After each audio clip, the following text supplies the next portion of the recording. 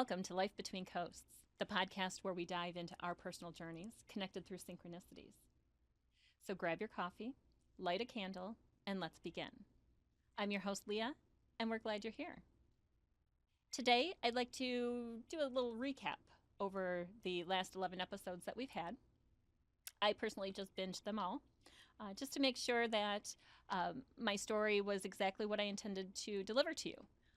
And I found that I left out a few key stories, or key moments within those stories, I should say, that were confirmations from the universe.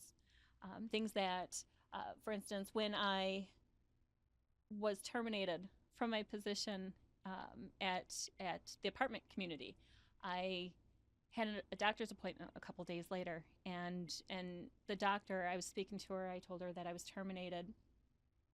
And the one thing that she said to me that stuck with me up until today was she pushed back on her chair. She sat straight up and she looked at me square in the eye and she said, "I couldn't be more than happy for you." She saw what that job was doing to me physically, in my body, in my mind. And she was the one that gave me that confirmation. She delivered that confirmation to me that everything was going to be okay, even though at that moment I threw everything to the wind. I was taking that unemployment and I was going to finish my degree, and I did. I would like to get some feedback from all of our listeners. I'd like to know that we're on the right track, that these are stories that are engaging and you are enjoying listening to. We're novices at this whole podcast game. This is not something that we jumped into lightly. It took us, like I said, both Alexis and I, about a year to get everything pulled together between equipment and sound and everything else that we had to do. And we're still learning. Right now, I do believe that we're putting out a pretty above, I would say, above average posting. Her editing skills are great. I can see some of the things where I've cut off or I haven't explained or fully or even looking into the camera for the YouTube channel. So there's things that we would just like to know. Do you enjoy what we're talking about? Are there certain topics or certain persons that you think that maybe we should invite in to come into the set and have a seat and have a conversation? I enjoy learning from people. In the beginning, I did say something about perfect strangers. And unfortunately, we do have a not perfect strangers at the moment, but there is starting to build a list. So more as our interviews move forward, we are going to have those perfect strangers that we're going to be able to find those connections with. So the call is out there. If you want to be on the show, if you know somebody that should be on the show, go to our website, lifebetweencoasts.com, and be on the show. Just put in that contact information, say, "I want to be on the show. Please contact me," and we will reach out to you. One thing I did want to touch base on is the set. So everything in this room, if you're on our YouTube channel, you can see. We do also do video on Spotify, so if you switch over to the video feeds off of the podcast side, you can see the set as well. But one thing I wanted to explain about the set is everything in this room has been curated over the last 25 years.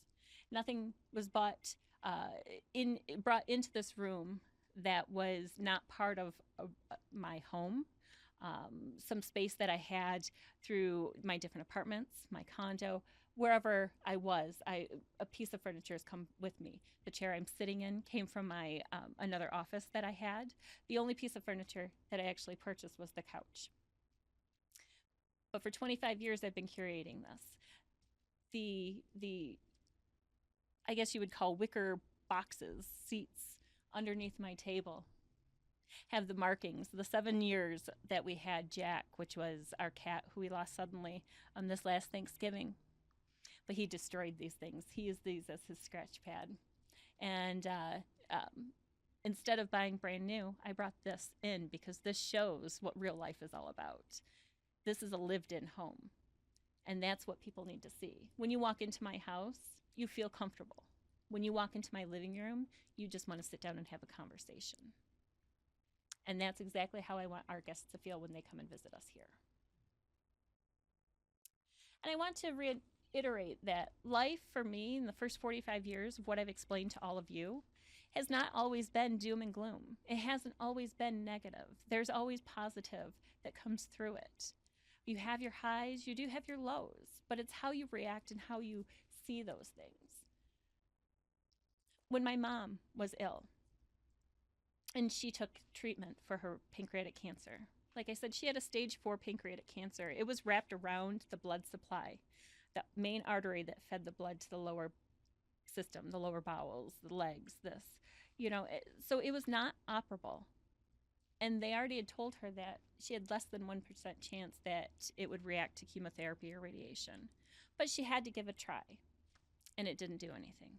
It didn't help. So when she chose quality versus quantity, it was understandable. She wanted to be able to have those last conversations with people and not be sick. She wanted to be able to reminisce about what she achieved in life and give and guide words of wisdom to pass on to future generations. It's those moments that you can't capture just in a picture, that you have to be there, that you have to be present to experience that. Hospice at home is a very interesting, it's hard to describe. It's not a way of life. It's when somebody is ill and they don't want to be in a nursing home and they don't want to be in a hospital, the only option you'd have would be at hospice at home. And I thought I was going to bring my dad home. That was one of the things that I thought was going to happen. We had mom at home. Dad was going to be with me. He expected to go suddenly, so I can understand that why that chance wasn't going to be given to me. But with her, she was at home. She was probably on hospice for about 6 weeks, but it was for pain control. She at least was able to have those conversations and have those moments with her family, her sisters. She was able to speak to the local priest and reconcile what death meant to her. She was afraid to die, but she was able to talk to him and through her faith understand that she did have that expiration date. I've been bedside for 4 people. My mom, my dad, an uncle, and my aunt. And each person had a different way that they went. Now, if you talk to any hospice nurse, if you ever have a chance to talk to a hospice nurse, they know the process. They'll tell you. It's very serene. My mother, for instance, talked gibberish. She was communicating with the people that were in the room to come and get her. At the very end, on her final breath, she opened her eyes wide open so she could see who came to get her. One of my aunts and the person that she was with at the time walked outside to see a shooting star fall from the sky. She made it. My uncle was well loved. There were a lot of people in the room that night. He was a businessman. He was gracious. He was funny. He loved life. He loved big family. He didn't have a big family, but he just loved how big our family was. When he married my aunt, he put an in-ground pool in so that he could have summer parties, and he put a putting green off the back. He wanted always everybody to be at his house for the life of the party. And then on Sundays, the one day that he really took for himself, he'd walk around the house in his whitey tighties, big belly, whistling, making up songs.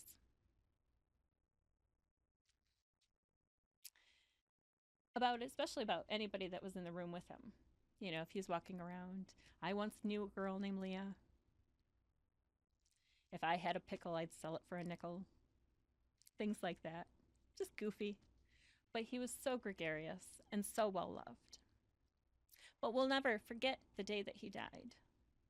Because his synchronicity, his connection, is actually with somebody across the ocean. When we came out of his final moments and we were walking kind of aimlessly, dazed, emotionally spent, the TV was really low, playing in the background. And that's when we learned Princess Di had died the same day. So forevermore, every time she's mentioned, my Uncle Beau is who comes to mind. My aunt, I was bedside with her as well. She had a zest for life. She planned her own funeral. She was very meticulous about that. She planned the luncheon. She planned on who was speaking, who was singing. One of the people that she worked with, she was working with a dismantling company. So they did the big implosions, the big buildings. We got to witness one in downtown Detroit. It was amazing. It was, I forget what building, I think it was part of a hospital or something, but you just watch this whole building drop in seconds. It's unreal. But it was a moment. It was an experience to be able to see. And so she planned everything. I had to prepare music. So I made her several discs of music. I'd sat with her. We discussed what she loved, which of course was Journey. That was her favorite. So I had to make sure I had plenty of Journey songs on this. Her main reason for these songs was, I don't want funeral home music. That's too boring and sad. I need these discs for me. So she was just maintaining in the last moments of her life. And I arrived and I walked into her room with my cousin. And I said very loudly, Aunt Cindy, I'm here. I have the music. We're putting the music in the bags right now. We have your dress. We have your pantyhose. You've picked out your shoes. Everything is okay. Everything is complete and ready for you to go. One of the promises that she made was that she was going to save her last breath for her husband.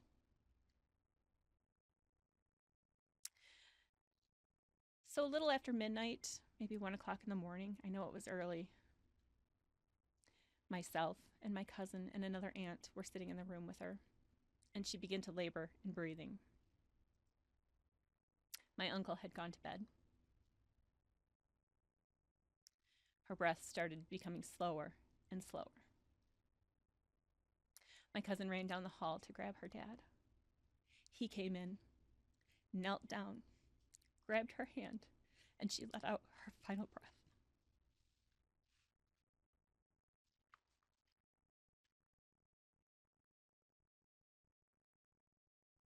My dad, his eyes, I just have to say, his eyes, and a lot of people will understand this, his eyes were the bluest I'd ever seen them. My dad was a proponent of cannabis, so his eyes were usually bloodshot. Or if he was drinking, they were bloodshot.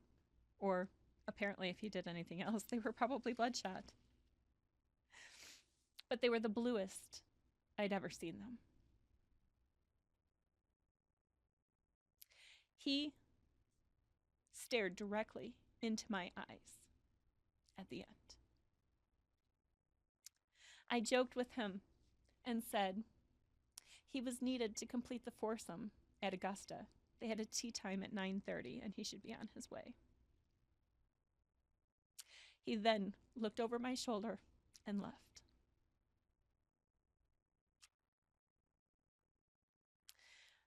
My confirmation that he made it was the next morning. I was back at his house. Of course, he lived in northern Michigan, so they get snow earlier than we do in southern Michigan. Always near the end of October, typically right on Halloween. And so this next day was October 30th.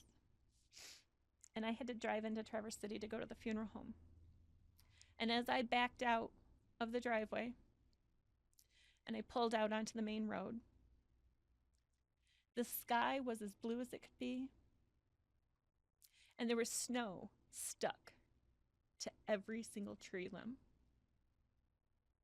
It was the most beautiful, crisp, clear morning that I could have imagined. It was fall, so you have a fresh snow, a blue sky, crisp air, and bright colors of fall. And I can't remember if I joked or not with people, but I say, at least my people died in a 30-day period. My brother on September 28th, my mom on October 4th, my mister's mother that I took care of on October 27th, and my father on October 29th. So at least they allow me to grieve in a 30-day period, especially when fall is my favorite season. It helps me to keep their memory alive for at least that month or more, and now forever, thanks to the internet. You have to understand that the reason why that snow is so important to me is the week leading up to this was constant rain, downpours. I'm driving back and forth to Traverse City, and I could barely see the car in front of me at night, early morning. And to wake up that morning and to see just that beautiful crispness, that made me know that he made it.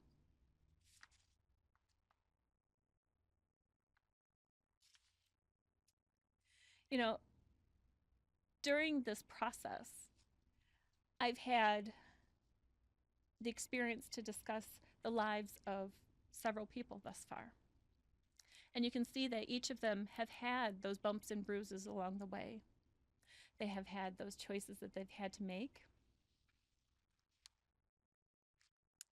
I talked about rules that my mother taught me. Don't say anything nice, or if you can't say anything nice, don't say anything at all. I did taste a bar of soap a few times because apparently I was mouthy. And she did warn me about a filter in my early 20s. I think at one point I became or decided to become that voice, that strong voice that was just going to say anything and not care how it affected people. And she said, Leah, you need to watch what you say, or you're going to get your butt kicked. And I was not a fighter, so I started to learn what I needed to say and how to say it in the most professional and kind manner possible. Going back to the perfect strangers, a lot of the people that have come in have been acquaintances or clients. And I'm going to tell you if I already know somebody, but I don't know their full story. I might know their financial story, but I don't know their full story. So as we dive into those stories, we actually learn more from each other. When I say friends, I use it interchangeably because, again, I don't bring friends to the table, but when I say friends, I'm referring to my mister's friends. I still only have the one friend, and hopefully she'll be a guest with us. But there are other people. When I talked about those friendships, I didn't delve into those friendships in the relationship segment of my life. I talked about my parents, and I talked about my romantic relationships, but I didn't talk very much about those people that were in my life, the people I grew up with. My closest friend was born a couple months after I was. My parents and her parents were best friends. We were raised like sisters. We went through grade school. We went through high school. When I left the area for college, our relationship divided at that point. We grew apart. And it took a lot, and it's probably taken every bit since that point in time that I've analyzed that relationship over and over and over. She was a good person. I'm a good person. Why didn't it work? And I think what it comes down to is that I stole the limelight from her. And it wasn't intentional, but she knew that if she wanted to find or be seen, that I couldn't be in the picture. It hit hardest when we weren't invited to her wedding. And I say we, I said me and my best friend, my friend. Because she was guilt by association, because she was associating with me. And so when my former best friend divided the friendship or divided the relationship, she got shoved to the curb too, because she took on her mister's friends. And those became her friend set, and we were left behind. So when they got married, we weren't invited to the wedding. And going back, I feel bad, and I think I just said this, but I feel bad for her because they had a relationship. They still have a relationship. I read a book in the last year. I've actually read it twice now. And it's The Law of Human Nature by Robert Greene. And this is an amazing book because it breaks down to every level in a psychological manner with examples of how people react, how we are, how people jealousy and envy and narcissism. I mean, narcissism is something that we throw around like candy. It is truly a psychological thing, but narcissism is not something to be bandied about. This book, I strongly advise that you should read because it helped me to break down that relationship. I understand now that there was an envy there. More envy from her to me because I wasn't scared to do the things that she probably wanted to do. I wasn't scared to approach people and just talk to them. I wasn't scared to do crazy things. One of those crazy things, and here, this kind of just shows how playful I am. It's indecent. So any little ones that are around, plug your ears. But high school antics, for instance.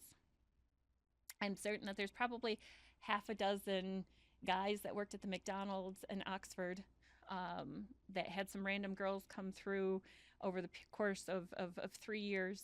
And as they pulled away, one of them always flashed. It always put a smile on somebody's face. But back then, we didn't have social media, so I didn't ever have to worry about getting a picture taken and being posted. But those were the fun things. Those were harmless things, right? And they made us laugh. Oh my gosh, I can't believe you did that, Leah. Or it would be at the bowling alley. There wasn't much to do in my town. We had a bowling alley. We had a movie theater that had like literally 2 areas or 2 screening rooms. And we had McDonald's. There wasn't much else. The mall was still 35 minutes the other way towards Pontiac. So if you couldn't be dropped off or couldn't ride your bike to it, you had to make your own fun. And we had a lot of fun. I think that with her, there was some sort of comparison because I was the outgoing one. And I didn't want it that way. And I definitely know that she didn't want it that way. And I wish her all the best. And from what I can see, she is happy and healthy and has a good, strong foundation with her mister as well. I didn't touch on my mister's bonus that he brought to the table.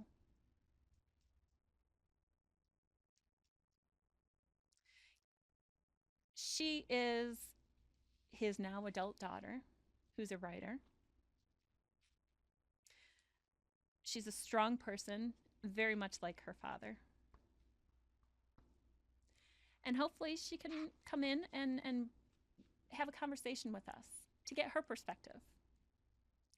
Because they have some struggles. They do speak, but there is a divide between them.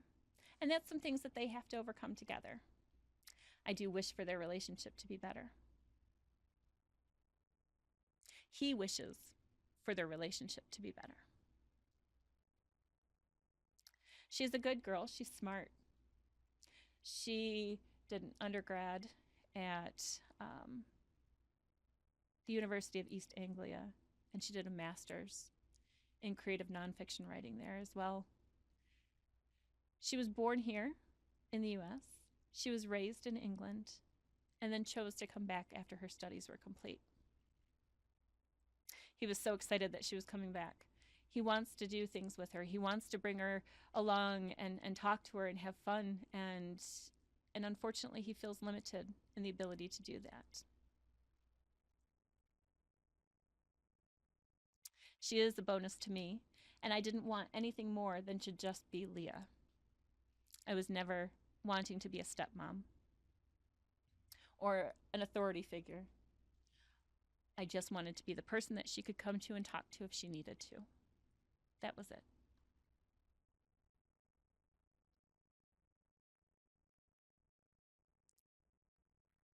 She's an only child, so I can relate to that. I can tell her when she first would start visiting us again. She was about 14 years old when I first met her. She's now, let's see, we're in 25, so she is now 30.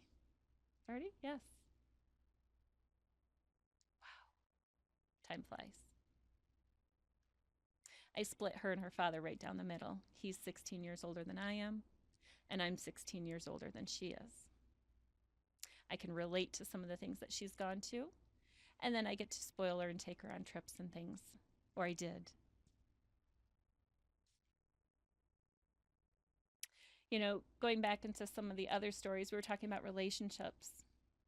My mom, she always had a great saying, and this is something that I think should be utilized much more. She had a trust warning. She trusted me wholeheartedly. I did have a few friends that she wasn't necessarily appreciative of. She didn't like what she saw from the outside looking in, of course. And so she told me one day, Leah? And I said, yes, mother. She said, I'm not going to pick your friends. You have to figure that out on your own. But I am going to tell you, if you break my trust, it will take you a lifetime to get back. From the point that she said that to me, that made me acknowledge any action that I had, anything that I did was a direct reflection to her. And I also knew that that trust, once broken, would be impossible to get back. Much more than a lifetime. I mean, things were always up and down in grade school, elementary school. Like I said, we moved 3 times. Most kids would say, oh my gosh, I had to recreate friends. I had to do this. And this might be the reason why I don't have those deep friendships. But it has allowed me to be able to talk to people that I don't know.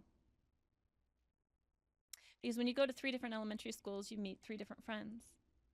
And then when all of those elementary schools came together into one school, which was our middle school, so 6th grade, 5 different elementary schools came into one school. I knew 2/3 of the population of students because I was at school with them in the elementary schools. I was blessed because these weren't strangers to me, that I recognized them, that I could say, hi, I know you from here. And I think going back, part of that goes back to the friendship, the being raised like sisters, because they didn't experience that. So my experience allowed me to be more open to other people and not just a friend clique. And I think that that is what changed me and perhaps the balance of our relationship as well.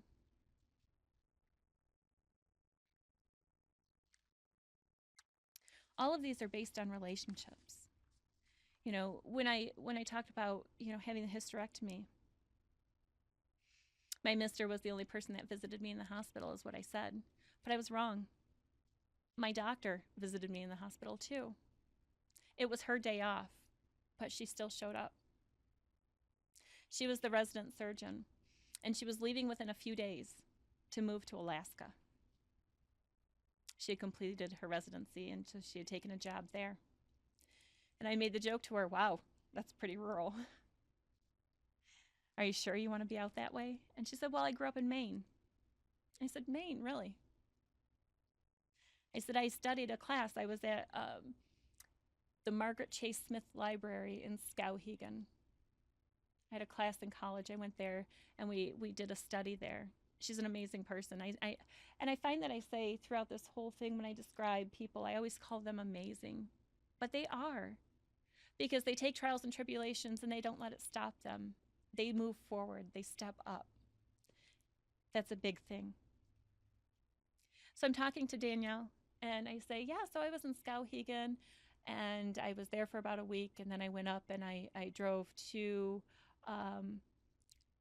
Bahaba, and I went to Acadia, and I drove through there and drove down the coast, and I drove that coastline all the way back to Boston. And if I had a U-Haul truck, I would have been broke because of all the antique shops along the way. But at any rate, so Danielle and I were talking, and she said Skowhegan was the big city to where she would go.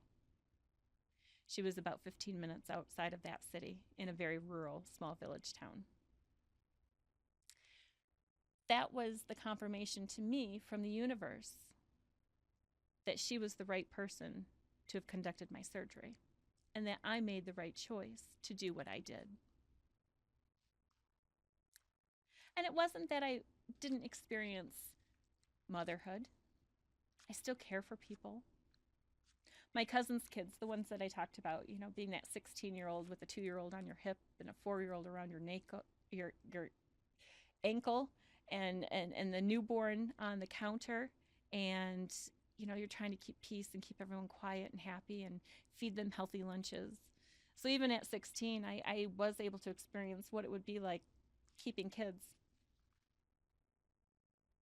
I joked and said that my cousin, she was the surrogate, and these were my children. They it just cracks me up. They're all such good kids, and just to know that I was able to have some sort of input onto their life makes me happy.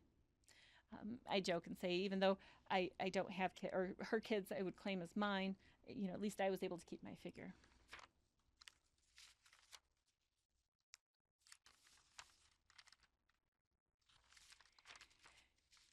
So other points of view that I'd like to just talk about. Like I said earlier, Dr. Greiner, she was actually a homeopathic. She was a DO, but she blended her practice with homeopathy. And she is the one that introduced me into natural healing. And that's why that's been a big part of my life. And that's why her words meant so much to me when she said, I couldn't be more than happy for you after I was fired.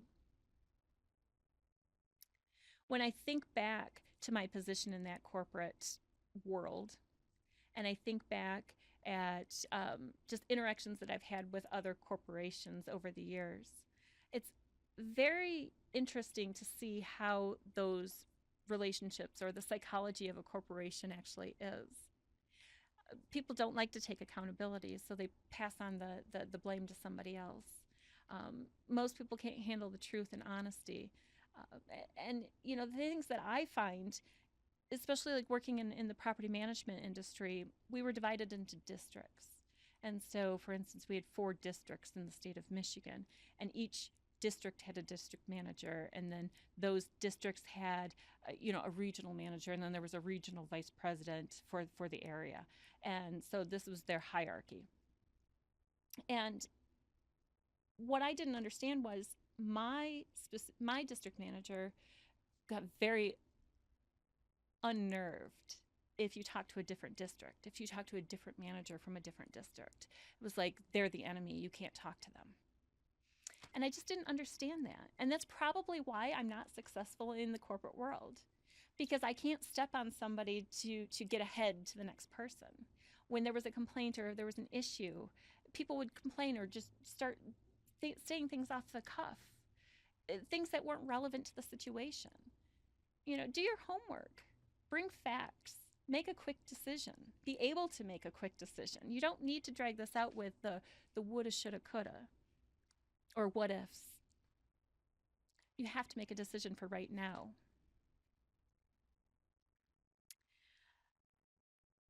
I look at everything based on the choices and reaction. Does it affect me? How does it affect me? If somebody cut me off that day, it's for that 30 seconds that it happened.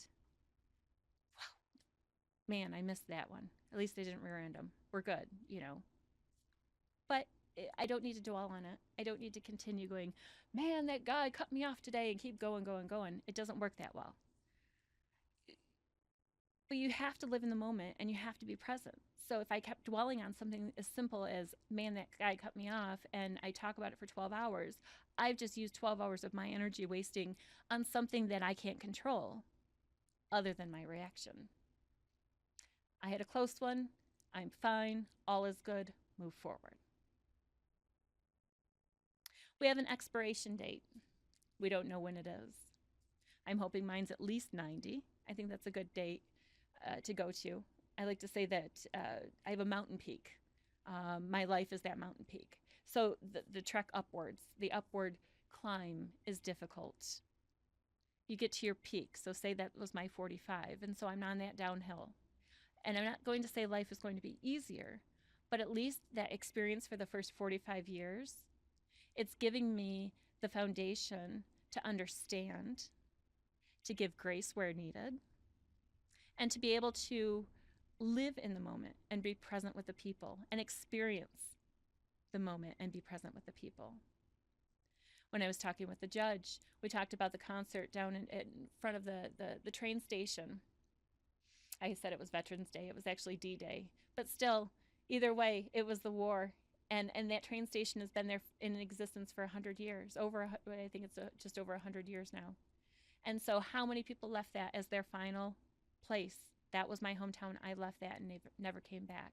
So the fact that they were opening it up on D-Day, just it meant that so much more, but it was never acknowledged. And people watching those concerts through their cell phones just so they could brag and show their people and post it on social media. But they never were there.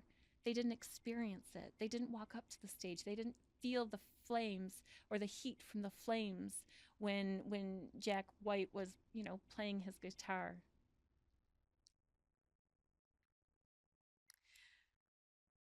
When talking with Carly, I said you had to speak your truth. It's very important to the universe. You need to tell it out loud. Speak your truth.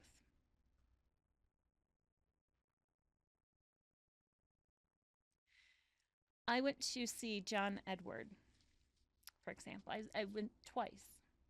A couple years ago, 3 years ago, I took one of my aunts with me. It was a new experience. I had never been in a group setting like that to see anyone. And for those of you that don't know who John Edward is, he is actually a medium. He had become rather famous, and so now he is able to travel the country, and you buy tickets and you go and you sit. And there are some people that say, why would you exploit? You shouldn't be able to make money off of that talent. But there's still people that are willing to pay for that talent because they don't have it in themselves to be able to know. And so the first time, nothing really happened. We sat there, we listened, we oohed, we ahed, because it was very interesting how he could come up with some of these things, specific things. Like he had noted to one couple that he was speaking about their daughter that had passed, or I'm sorry, take that back, their son that had passed, but they had just bought a sweatshirt for their daughter. And it was like this highlighter pink color. And he brought that up to them. And of course, this was purchased just in the last couple weeks, and their son has been dead for a couple years. And so for him to say, she has this, it was a confirmation for them to know that, yeah, their son is there with him. So the second time I went to go see him, this was just after my dad had died. He was in October of 23. I'm going through my symptoms, my Lyme disease. I'm still dealing with things. And so in April of 24, I go in and I said to myself, in the whole week leading up to this, I said, I am going to raise my hand. I'm going to get him to pick me. He's going to tell me that I did this right. He's going to tell me that I made the right decisions for my father, that everything is okay. So I went in. I found a seat. I was in the back of the first section, back row, took the corner spot, figured, okay, I could stand up, raise my hand. Some ladies walked in and said, are these seats taken to the left of me? And I said, oh, no, please take a seat. And one of them in kind turned to me and said, have you been here before? And I said, yeah, I did come in a couple years ago. So it's very interesting. And I said, but, I don't want a reading. I just want to ask a question. I don't know why I said that. Because as we were going around the room and he was selecting people, I raised my hands straight up in the air. He picked me. There's probably about 15 readings in a night. Somebody handed me the mic. I'm standing there. I'm ready to give him my question. And he says, go ahead. And I said, how is it when you're experiencing somebody through live action, you're right here with us, being able to read them, and then do Zoom readings? How is the connection different? Does it stop some channeling or does it change anything? That was it. Pretty simple question. His response was, no. And then crickets. Silence. Every single person that asked a question had a reading. I happened to say to those ladies, I just want to ask a question. I don't need a reading today. So I didn't ask, or I didn't get to find out if I did it right. But that's okay, because I don't think I was ready to find out if I did it right. I hadn't started to cleaning out his house yet. I hadn't come across that box. So there's steps, there's guards. The universe sees what you're trying to do to force things, and it protects you. So you do have to acknowledge that there are protections in place for that. A couple just final little things. Silly corrections. Alexis yelled at me, says, you can't correct episodes, but these are silly things. And I say, with Sadat, when I said Donna Summers, I want to give the credit to the right person, and it is Gloria Gaynor. I should have known that. They sound so familiar, though. And it was Gloria Gaynor, and they're both amazing songstresses. And so I wanted to make sure that she had the proper credit for that. And on a funny side note, I know that there were not millions of people at Woodstock.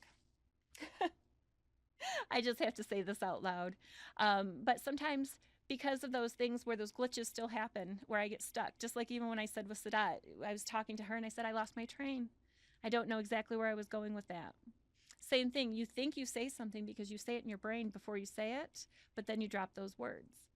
So it just something as simple as that can show you how communication is so important, and how not saying certain words can change the meaning of what you say. So you just have to be very intentional in what you say and how you say it. Did you mean that tone? Did you mean to say it that way?